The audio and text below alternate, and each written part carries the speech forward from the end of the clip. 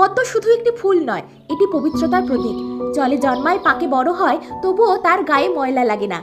ভগবান বিষ্ণুর হাতে পদ্ম, মা দুর্গা, সূর্যদেব, মা লক্ষ্মী ও নিত্য পূজায় পদ্ম অত্যন্ত শুভ। পদ্ম মা লক্ষ্মীর প্রিয় ফুলও বটে। শ্রী রামকৃষ্ণদেব বলতেন, কাদা জলে থেকেও যেমন পদ্মে ময়লা লাগে না, তেমনি সংসারে থেকেও মানুষ ঈশ্বরমুখী থাকতে পারে। এই ভাবনাই রামকৃষ্ণ মিশনের লোগোতে ফুটে উঠেছে। বৌদ্ধ ধর্মে পদ্ম শুদ্ধতা, জ্ঞান ও নির্বাণের প্রতীক। বুদ্ধদেবকে সাধারণত পদ্মাসনে ধ্যানমগ্ন রূপে দেখা যায়। মুসলিম শিল্প ও স্থাপত্যেও পদ্ম সৌন্দর্য, পবিত্রতার প্রতীক।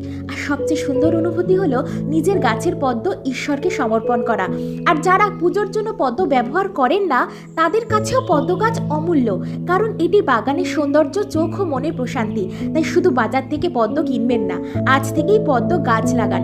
টবে হোক বা পুকুরে নিজের হাতে ফোটানো পদ্ম ঈশ্বরকে দিন, অথবা নিজের বাগানটি সাজিয়ে তুলুন। ঘরে থাকুক প্রকৃতির ছোঁয়া। ধন্যবাদ।